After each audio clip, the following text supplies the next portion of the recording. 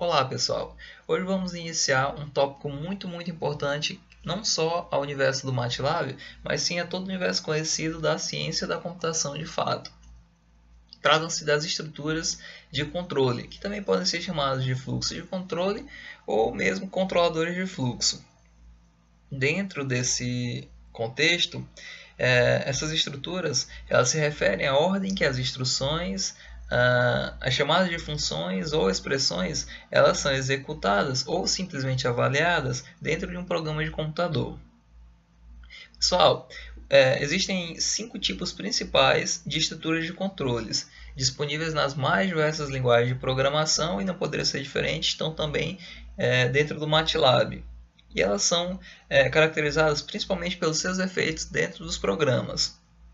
O primeiro tipo, a gente já vem implementando ele desde a nossa primeira videoaula sobre scripts até o prezado momento. Trata-se do controlador de fluxo que leva o programa a seguir uma estrutura sequencial, e daí o próprio nome, estrutura sequencial, para esse controlador, onde ele possibilita a execução de um determinado comando após um outro comando ter sido executado, e essa ordem de execução dos comandos ela parte da própria ordem em que esses comandos foram criados dentro do programa, que eles foram criados dentro do próprio código-fonte do programa. Então isso faz com que um determinado comando de uma linha 5 seja, portanto, executado antes do comando da linha 6 e, obviamente, depois do comando que estava na linha 4. O segundo controlador de fluxo que vamos estar estudando dentro do nosso curso, e será especificamente o foco da aula de hoje, são as estruturas de seleção, ou também chamadas de estruturas condicionais. Esse tipo específico de controlador de fluxo, ele permite que um determinado comando ou bloco de comandos, bloco de códigos, eles sejam executados somente se uma determinada condição é verdadeira. Uma condição vai ser colocada a teste, e se ela retorna verdadeiro, retorna true, que no MATLAB é qualquer valor diferente de zero, então o bloco de instruções, ou a única instrução que foi declarada dentro da estrutura, ela será de fato executada. No caso contrário, se a condição que for colocada a teste ela retorna falso, ou seja, zero no MATLAB, então essa instrução nunca vai ser executada. O terceiro tipo de controlador que estaremos estudando durante o nosso curso serão as estruturas de repetição, que popularmente são conhecidas como laços ou, no inglês, loops. Essas estruturas elas permitem que um comando ou um bloco de comandos, bloco de código, eles sejam executados enquanto uma determinada condição colocada a teste retorne verdadeiro, ou seja, enquanto retorne um valor diferente de zero. O quarto tipo de controlador de fluxo que estaremos estudando serão as subrotinas. No MATLAB estaremos trabalhando principalmente com funções. E esse tipo de controlador de fluxo, eles permitem que a execução de instruções que estão distantes entre si, elas sejam executadas e depois dessa execução o controle de fluxo volta necessariamente para a posição original, antes da chamada da subrotina de fato.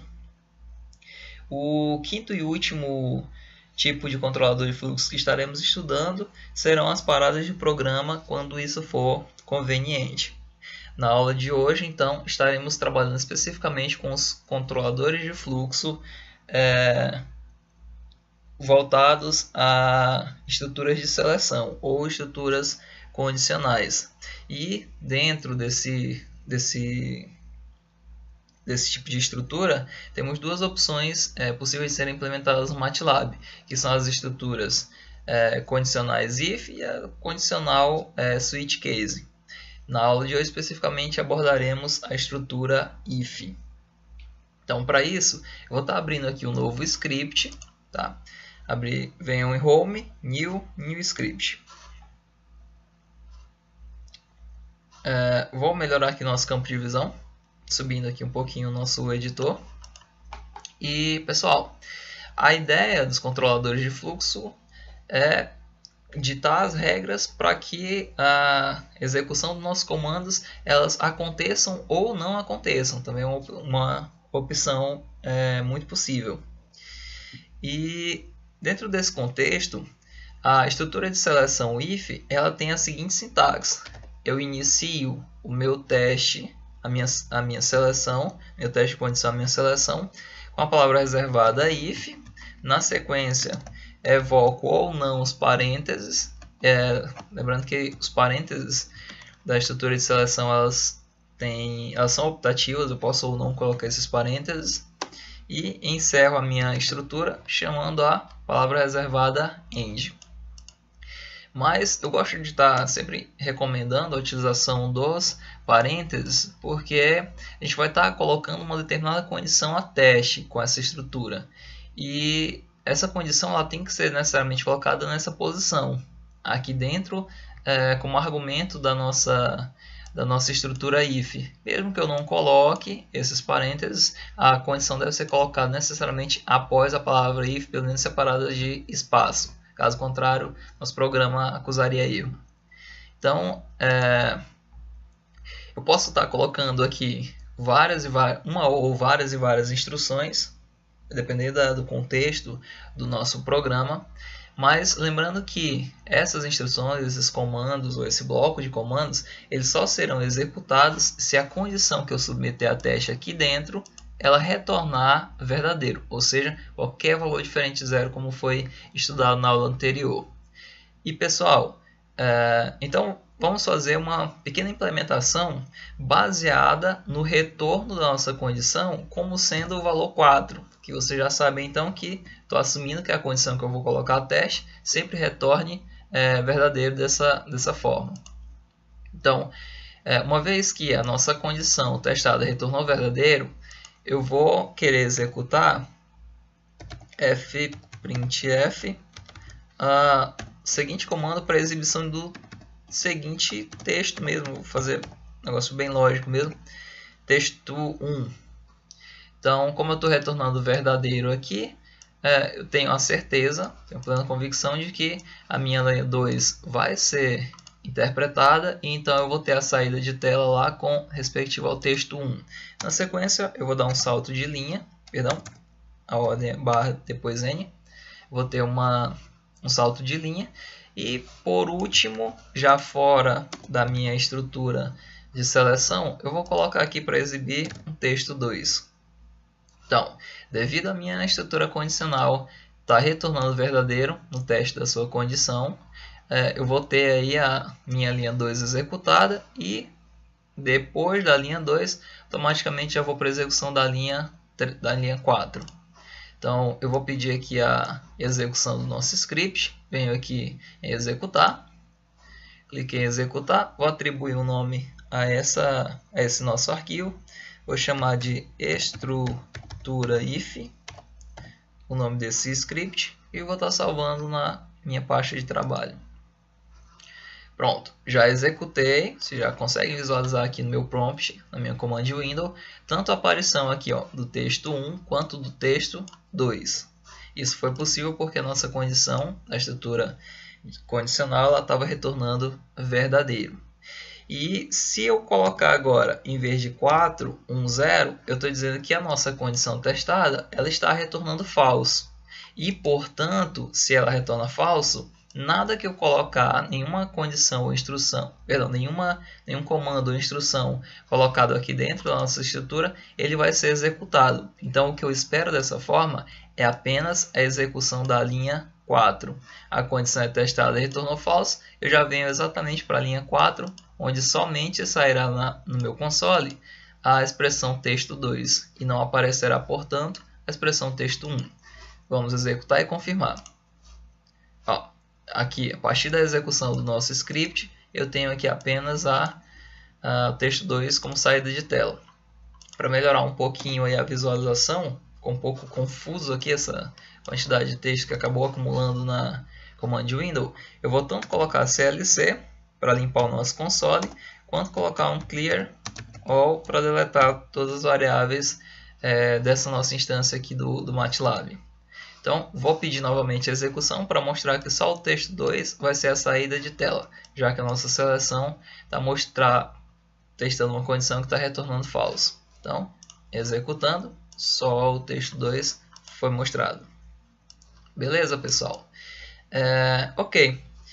Para melhorar aí o entendimento a respeito dessa nossa estrutura de seleção if, eu vou estar abordando um caso específico do estudo de escoamento de um determinado fluido pelo seu número de Reynolds, o estudo do tipo de escoamento pelo número de Reynolds. E para isso eu vou estar escrevendo para vocês. Primeiramente, eu vou adaptar aqui esse nosso script. Na verdade, eu não vou nem adaptar. Eu vou aqui abrir um novo script do lado. Eu vou iniciar tudo do zero, a partir da limpeza do console e a partir também da destruição das variáveis que a gente já tinha criado que a gente poderia ter criado na iteração aqui com o MATLAB. E como a ideia é a gente trabalhar com a estrutura de seleção if, eu já vou chamar ela com a sua estrutura, palavra reservada para abrir, palavra if, a estrutura, palavra reservada para encerrar, a condicional, então end.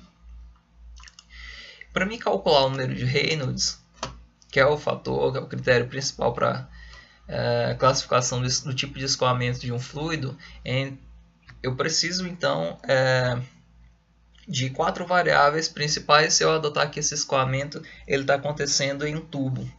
Então eu vou chamar o número de Reynolds de RE, e em um tubo, vou colocar até como um comentário na sequência, essa expressão ser válida para tubo, esse número é calculado pelo produto da massa específica do fluido considerado, vezes o diâmetro da tubulação, vezes a velocidade média desse fluido.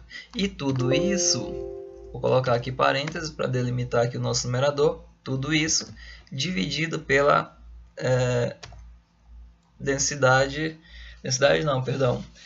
tudo isso dividido pela nossa viscosidade dinâmica desse mesmo fluido. Então, essa é a expressão para a gente estar calculando o número de Reynolds. E aí, como vocês estão vendo que esses 4 parâmetros eles serão processados na equação, a gente, obviamente, precisa pedir esses valores anteriormente à aparição deles na equação para o nosso usuário. Então, primeiro eu vou estar pedindo a nossa densidade, depois eu vou estar pedindo o diâmetro da tubulação, terceiro eu vou estar pedindo a velocidade média do fluido e quarto e último eu vou estar pedindo qual é a viscosidade dinâmica desse fluido. Então, vamos aqui fazer os pedidos ao usuário. Primeiro a densidade, depois o diâmetro, em terceiro velocidade e por último a viscosidade dinâmica. Para fazer esses pedidos aí, vocês já sabem que a função mais adequada a esse contexto é, portanto, a função input. E para pedir a massa específica, eu vou colocar apenas digite a massa específica do fluido. Digite a massa específica do fluido. Eu vou reduzir aqui um pouquinho essa fonte para poder colocar aqui a unidade desse pedido, dessa variável, dessa grandeza em si, sem que o nosso texto ele necessariamente saia aqui do campo de visão de vocês. Então eu vou ver aqui em Home, na sequência em Preferências, venho aqui na lateral esquerda em Fontes, e vou esperar aqui um pouquinho, o computador está um pouco lerdo. Vou vir aqui na fonte e reduzir o tamanho dela para 17. Estava em 20, reduzi para 17, vou dar OK. Pronto. Eu melhorei aqui um pouquinho a amplitude aqui da visualização do nosso editor. Então, eu vou especificar aqui, digite a massa específica do nosso fluido. E essa massa específica eu vou deixar dito aqui ao meu usuário que a grandeza está em quilograma por metro cúbico. Então, por metro cúbico. deixar aqui a grandeza esclarecida. Na sequência eu vou estar aqui pedindo ao meu usuário, portanto utilizando a função input para essa finalidade, vou estar pedindo para ele digitar, ou seja, digite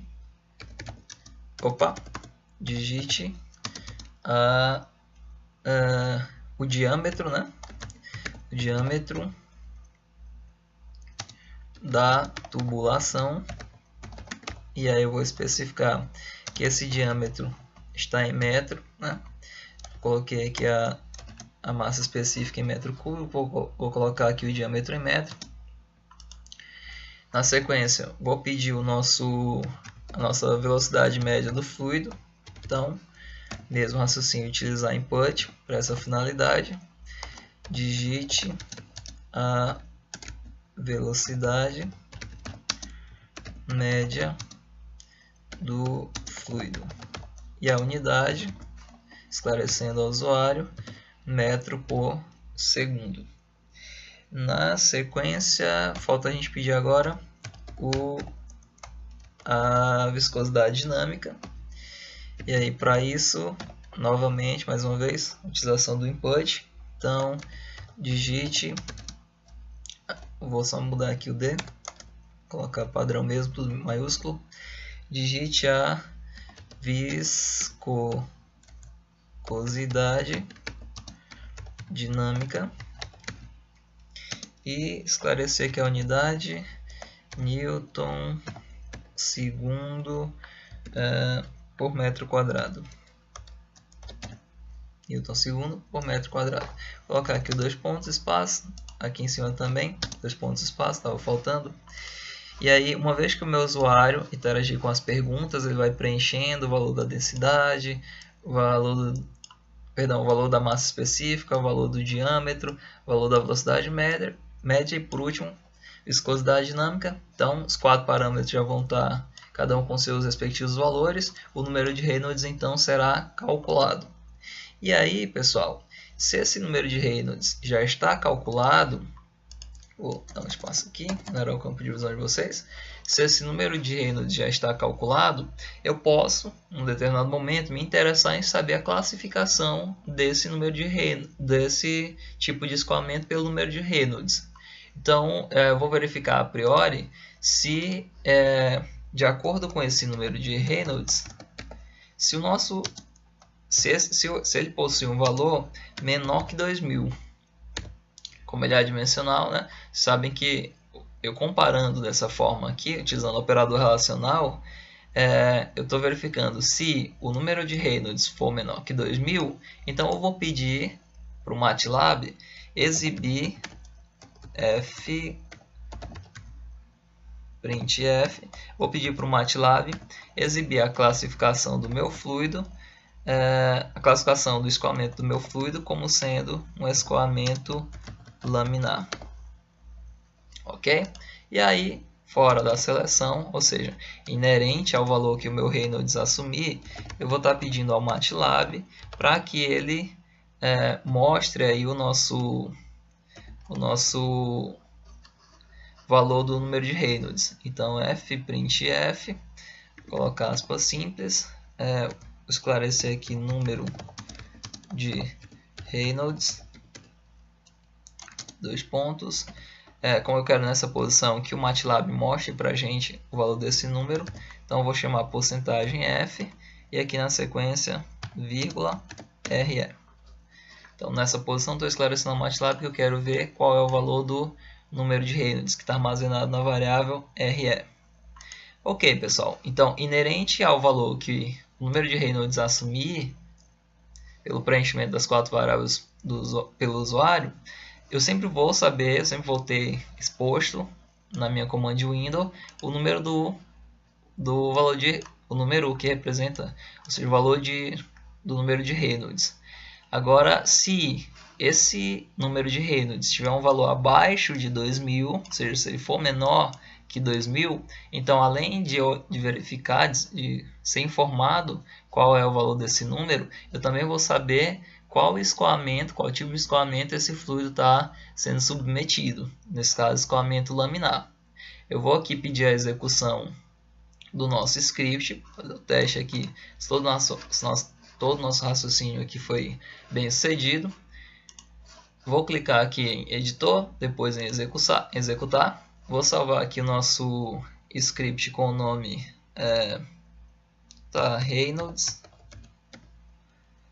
Reynolds. Vou pedir para salvar. Pronto, nosso script já está sendo executado e já está diretamente na linha 3. Digite a massa específica do fluido.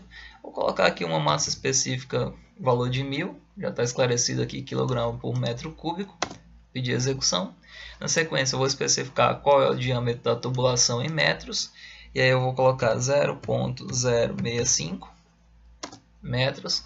A velocidade, acabei errando aqui, pessoal. A gente faz uma correção na sequência. Qual a velocidade média, tá? A gente vai fazer essa correção do fluido. E aí eu vou colocar a velocidade média como sendo meio, 0,5 metros por segundo.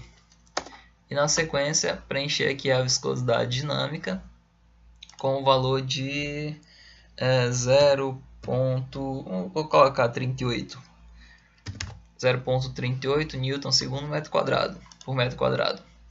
Então, pedindo a execução, o nosso escoamento foi caracterizado como laminar, certo? Nosso escoamento foi caracterizado como laminar e na sequência o nosso número de Reynolds apareceu como sendo 85,53 aproximadamente. Truncado ficaria 85,52, ok? Então foi um valor realmente abaixo de 2000 e por isso a gente pôde estar enxergando aqui a classificação do escoamento como laminar. Se a gente colocar aqui um /n na sequência do nome laminar, a gente vai melhorar essa visualização, fazendo com que toda essa expressão caia para a linha abaixo da linha da classificação do escoamento laminar, mostragem do escoamento laminar. Então, na sequência, eu fiquei devendo aí corrigir esse termo aqui para média, certo? Velocidade média. Ok, por hora tudo bem. Vou reexecutar aqui o programa, ver todas as correções. Já não preciso estar digitando, eu posso simplesmente vir aqui com a tecla para cima e voltar aqui os comandos que já tinham sido dados. Então, 1000 para a nossa massa específica, 0,065 para o diâmetro da tubulação, a velocidade do fluido de 0,5 metros por segundo e, por último, a nossa viscosidade dinâmica como sendo 0,38, certo? Vi aqui a classificação, ficou agora uma aparência bem mais amigável, né? E essa classificação foi decorrente do valor 85,53, ser obviamente menor que o valor de 2000.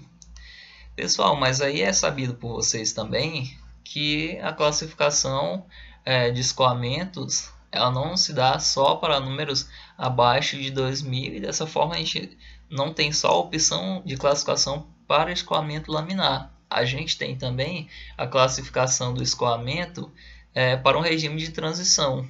E aí fica interessante agora a gente ampliar a abrangência do nosso programa para classificar, além do escoamento laminar, também tem a opção de classificação, dependendo do número de Reynolds, obviamente, para escoamento de transição. E aí, como eu poderia fazer esse tipo de verificação, de seleção? Tanto a gente tem as opções de escoamento de transição ainda, preencher no nosso programa, quanto também escoamento do tipo turbulento. Então, essas duas opções eu posso implementar ainda assim trabalhando com a estrutura if, tá? Mas utilizando um elemento a mais dentro dessa estrutura. Eu reitero que não deixa de ser a própria estrutura if, vou simplesmente estender um pouquinho mais ela, utilizando um elemento que é da própria estrutura, que é a opção else. O que o else? Para que o else é utilizado dentro da estrutura condicional if? O else diz para a gente o seguinte: se essa condição aqui ela retorna falso, então todas as outras opções lógicas elas recaem sobre o else. Ou seja, o que é opção lógica a partir desse momento? Se o número de Reynolds ele for, por exemplo, maior que 2000 ou igual a 2000, ele já vai necessariamente recair sobre o else. E aí, qualquer que seja a instrução ou bloco de instruções, bloco de comandos que eu colocar aqui entre o else e o end, vai ser executado. E nunca vai ser executado, então, a linha 10, já que ela é a única instrução que ficou aqui como consequência, a execução dela ficou refém aqui do teste de condição colocado aqui na estrutura if. Então funciona assim: se essa condição do if retorna verdadeiro, a gente exibe esse comando ou os demais comandos que a gente porventura tivesse colocado aqui dentro entre if e else. Mas como esse carinha retornou falso, todas as opções lógicas agora que sobraram vão recair sobre o else e vão retornar verdadeiro. Portanto, tudo que a gente colocar entre else e end vai ser executado. E nesse caso, eu vou copiar aqui esse nosso fprintf, aproveitar a estrutura, colei, Ctrl+C, Ctrl+V. Vou aproveitar para valores acima de 2000, igual a 2000 e acima, a gente está caracterizando nosso escoamento tanto como de transição ou sendo turbulento. Turbulento. Então, para valores iguais a 2000 ou acima de 2000, o nosso regime de escoamento ele vai estar sendo classificado como de transição ou turbulento. Foi maior que 2000, já recai então sobre essa saída de tela. Então, pessoal, vamos testar o nosso programa para ver se esses fios essas seleções aqui, se esses testes de condição estão funcionando da maneira que a gente espera. Eu vou pedir a execução do programa novamente, aqui em executar. Eu vou repetir a mesma massa específica com valor 1000, mas de todos os parâmetros eu vou fazer uma pequena alteração exatamente no diâmetro que a gente vai estar adotando. Em vez de utilizar o diâmetro de 0.065 metros, eu vou estar colocando 1.65. Fazer essa pequena alteração, vou adotar a mesma velocidade que a gente já vinha praticando nos instantes anteriores e vou aproveitar também a mesma viscosidade dinâmica. Vou colocar aqui como sendo 0,38, certo? Qual foi o valor que a gente obteve então para o número de Reynolds com esses parâmetros? A gente obteve o número de 2171.05, ou seja, um valor acima de 2000. Por ter sido acima de 2000, a gente teve esse teste aqui retornando falso, portanto, não mostramos, não exibimos o texto desse fprintf, ou seja, não executamos a linha 10, mas como a opção lógica acima de 2000 recaiu sobre o else, a gente acabou executando a linha 12, que classifica o nosso regime como um regime ou de transição ou turbulento, certo? Beleza, o programa funcionou como esperado. Mas, pessoal, o nosso programa ele fica ainda mais preciso se a gente separar esses dois tipos de escoamento aqui. A gente separar o escoamento de transição do escoamento turbulento. Isso é possível uma vez que a gente lembre aí que um escoamento ele será de transição se o número de Reynolds ficar no intervalo entre 2000 a 2400 e será classificado como turbulento para valores acima de 2400. Então agora a gente está tendo três opções de seleção. A primeira, filtrar o número de Reynolds para valores menores que 2000, já está tudo ok aqui no programa, mas a segunda é testar se o número de Reynolds está dentro do intervalo 2000 a 2400 e por último testar se ele está acima de 2400. Para fazer essa terceira verificação, essa que está faltando, eu vou utilizar mais um elemento que existe dentro da estrutura if, a estrutura de seleção if, que é o elemento else if. Else if, tira esse ali. Vejam que o MATLAB já faz a tabulação adequada. Dentro desse else if, eu vou fazer aqui a verificação utilizando duas operações relacionais. Primeiro, verificar se o meu número de Reynolds ele tem valor acima de 2000, certo? Acima de 2000, e se esse mesmo número de Reynolds ele está abaixo de 2400. Lembrando aí que a gente já estudou aqui o operador lógico e em aulas anteriores. Então, estou fazendo aqui até uma aplicação do que já foi estudado.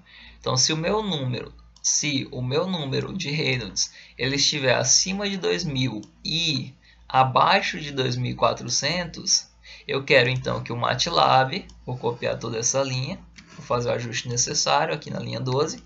Eu quero então que o MATLAB ele classifique o meu escoamento como de transição. Então eu vou deletar aqui o turbulento, certo? E a última opção lógica que sobrou foi o número de Reynolds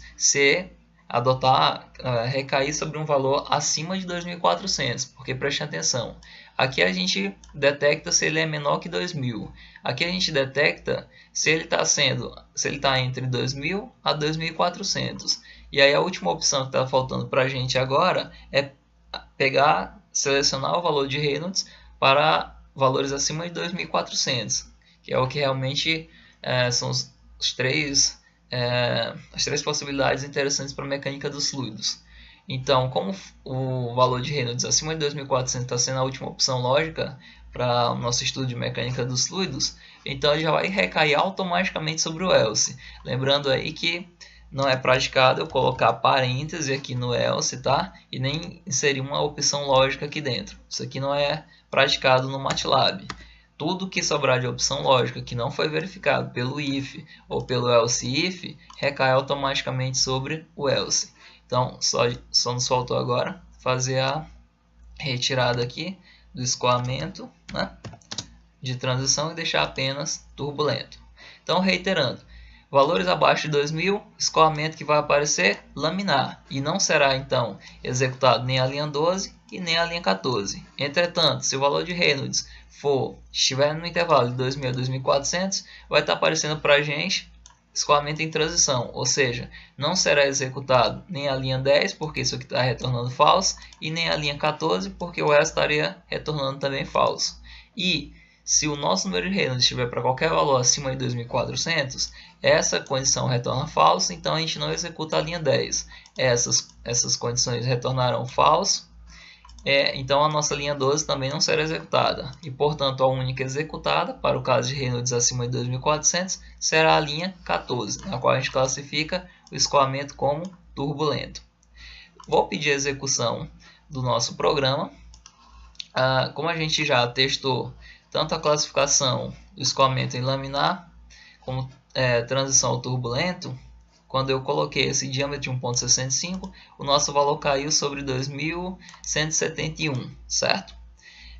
Eu vou agora preservar todos os mesmos parâmetros e alterar novamente somente o diâmetro. Vamos alterar para 2,65 e esperar, obviamente, que o nosso número de Reynolds aumente. Em relação a 2171, ele venha agora maior. Então, vou pedir novamente a execução do nosso script. Vou repetir aqui o nosso 1000, né, como massa específica. Vou colocar agora a tubulação com diâmetro de 2,65, aumentando em relação à última utilização do nosso script. Vou colocar aqui a massa, a velocidade média. Vou praticar o mesmo valor que a gente estava colocando, 0,5. E a viscosidade dinâmica, também praticar o mesmo valor que a gente utilizava, 0,38. Vou dar Enter. Ok. O valor calculado dessa vez para o número de Reynolds foi de 3.486,84. Então, por se tratar de um valor acima de 2.400, a nossa classificação de escoamento recaiu sobre turbulento. O escoamento desse fluido está sendo turbulento. Então, pessoal, o nosso programa funcionou de acordo com todas as seleções que a gente realizou aqui para ele, mas eu poderia ter poupado aqui a utilização de de tantas funções de saída, de tantos fprintf, se eu tivesse utilizado uma estrutura um pouquinho mais inteligente para esse propósito, que seria a seguinte: em vez de utilizar tantos fprintf, utilizar apenas a função de saída disp, tá? Recebendo aí uma variável que eu vou chamar aqui de escoamento. Obviamente, para mim poder mostrar aqui, nessa escoamento tem que ter sido trabalhado anteriormente, e a ideia é que eu utilize essa variável escoamento para estar recebendo as seguintes strings. Vou deletar aqui essa fprintf, vou colocar o meu escoamento recebendo essa string aqui, ó, escoamento laminar. Obviamente vou retirar aqui o /n, tá? Então, ó, a minha variável escoamento ela está sendo do tipo string nesse momento, né? E eu estou passando justamente esse conjunto de caracteres para armazenar nela.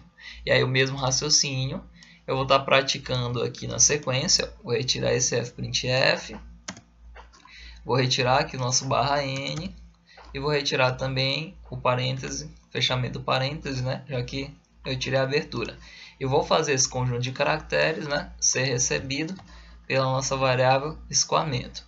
E vou repetir pela última vez aqui o mesmo procedimento. Vou retirar esse fprintf, vou colar aqui o escoamento recebendo e tirar o fechamento do parênteses que não existe mais, tirar o /n. Ok, pessoal?